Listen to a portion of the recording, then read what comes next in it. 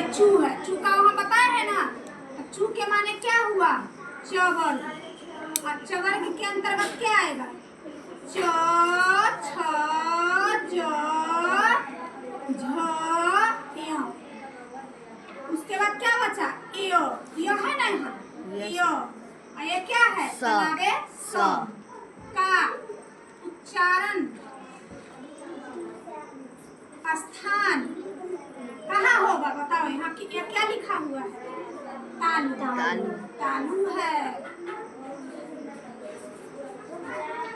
उसके बाद तीसरा सूत्र देखिए। अब चौथा के बाद किसकी बारी आती है? टठ की। री के बारी आती है। री, टू, र, स, धा। ये सूत्र हुआ। री, टू, र, स, धा। अब री के माने क्या हुआ? री। री दो ठो होता है लेकिन हम एक ही ठो लिखते हैं। टू। टू के माने क्या बताए वहाँ देखो? टवर। टवर। टवर। टवर के मतलब क्या होता है? ट, ठ, ड, ढ, न। ये हो गया। उसके बाद क्या है? बारी बारी से हम चुनते रहिए। क्या है? र। और उसके बाद क्या है? मूर्धन स। इसीलिए इसका नाम है मूर्धन स, क्योंकि इसका उच्चारण मूर्धा से होता है। तो मूर्धन स का उच्चारण स्थान मूर्धा है।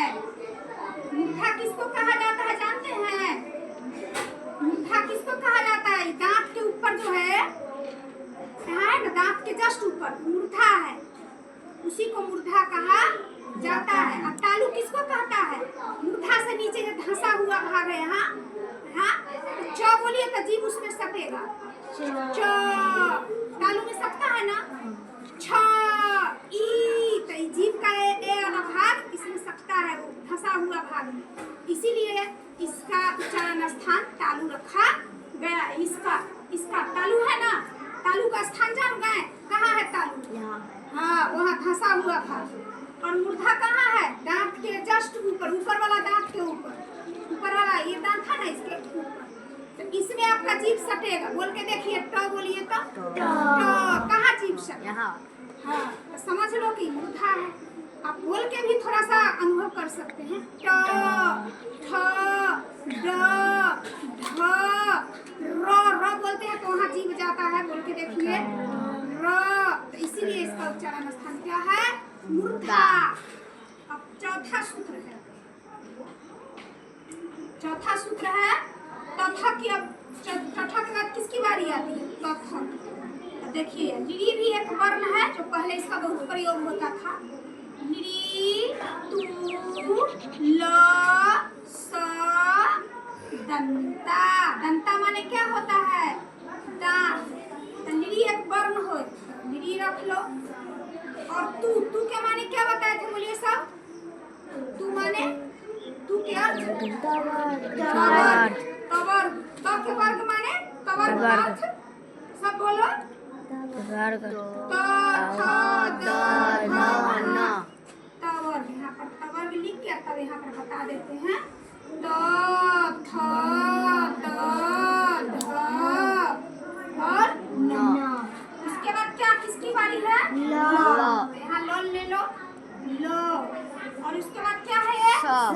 कौन सा? दंत स है ना। इसीलिए इसका नाम दंत स है, क्योंकि दांत से उच्चारण होता है। आप जब भी स का प्रयोग करिएगा तो दांत से का उच्चारण स्थान कहाँ लिखे? क्या लिखे बताइए? दांत है, दांत है। हो गया ना? समझ गए? अब मिटाते हैं, फिर अगला सूत्र लिखते हैं। अब आपसे कोई पूछे बउआ तो का उच्चारण स्थान कहाँ है, तब क्या बताइए? दांत।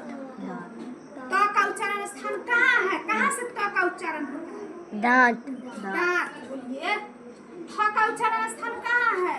दांत। दांत। इसमें से कोई वर्ण का पूछे तो कहाँ है इसका उच्चारण स्थान? दांत। थ का उच्चारण स्थान कहाँ है? दांत। अगर आपसे पूछे कि वह ड का उच्चारण स्थान कहाँ है? मुंह। मूर्धा। तलावे सा का उच्चारण स्थान कहाँ है? तालु। तालु, है ना? इस तरह से समझ जाइएगा। कोई भी अक्षर दे दे, परीक्षा में पूछ देता है कि प का उच्चारण स्थान कहाँ है, ऑप्शन रहेगा, तो आप जानोगे तब ना ऑप्शन पर सही टिक मारोगे। क्या लिख देगा कि र का उच्चारण स्थान निम्न में से कौन है, और लिख देगा मूर्धा, तालु, कंठ। का किसमें टिक मारिएगा? मूर्धा। में। हाँ। अब यहाँ जगह कम है, इसको मिटाते हैं।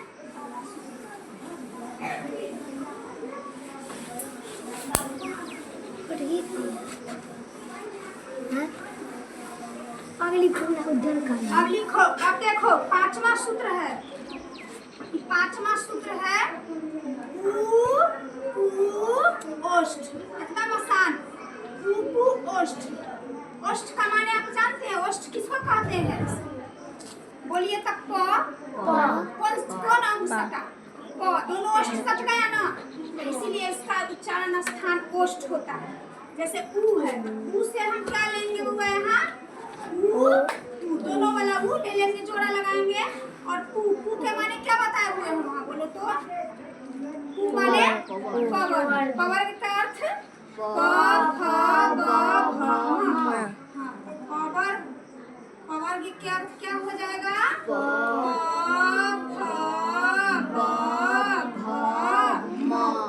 ऐसे म का नाक है, लेकिन फिर भी ए भी है, ओष्ठ भी है और नाक भी। तो अब ये हो गया, इतना मतलब पावर पावर यानी कफा व घम का उच्चारण स्थान ओष्ठ है। ओष्ठ किसको कहते हैं? समझा है ना? ओष्ठ है जिसको देहात में लोल कहता है ना। लोल जानते हैं? ओठ, होठ, है ना? इसको बोल के देखिए। कौन कौन सा अंग सटा? ओष्ठ। दोनों ओष्ठ सटा, दोनों ओष्ठ है। फ बोलिए। फ, ब, भ, म, ये ओष्ठ सटा है ना, इसीलिए इसका नाम ओष्ठ। अब छठा है ए आई कंठ तालु। ए आई कंठ तालु। अब इसका ए और आई दोनों का उच्चारण स्थान कंठ और तालु है। कंठ से निकलता है और तालु, तालु बताए हैं ना, तालु में दिख सकता है। देखिए, ए आई का उच्चारण स्थान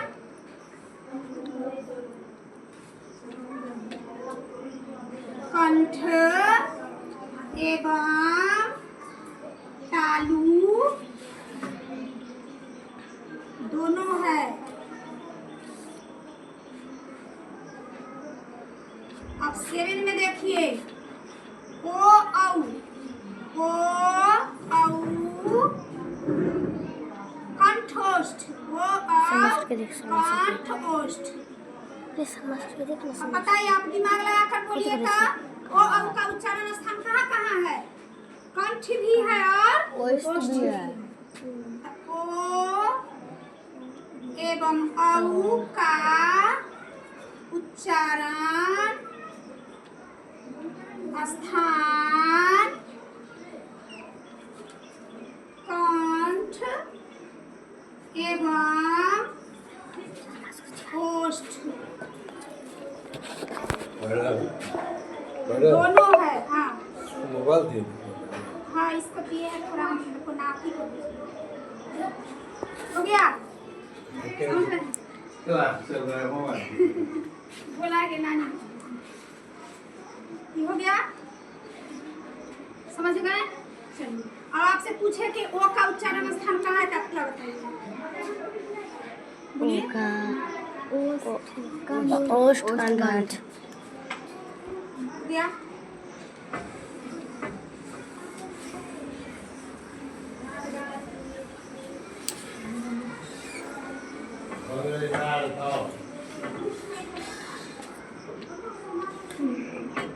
अब पैमा नंबर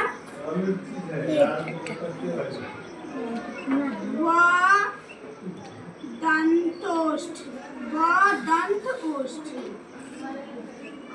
वो का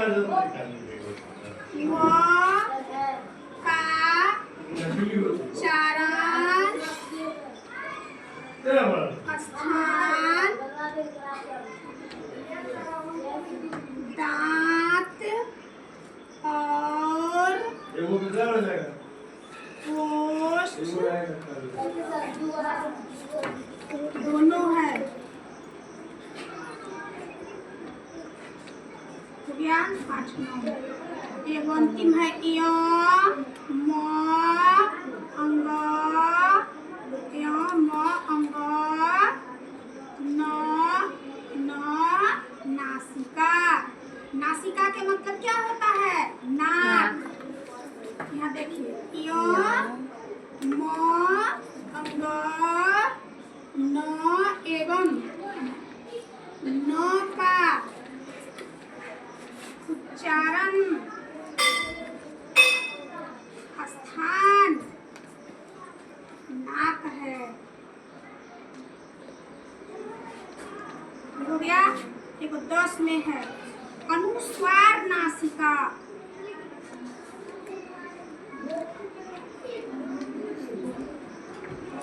अनुस्वार के मतलब क्या होता है? एवं, यानी कि कंग हो गया, चंग हो गया, पंग हो गया का उच्चारण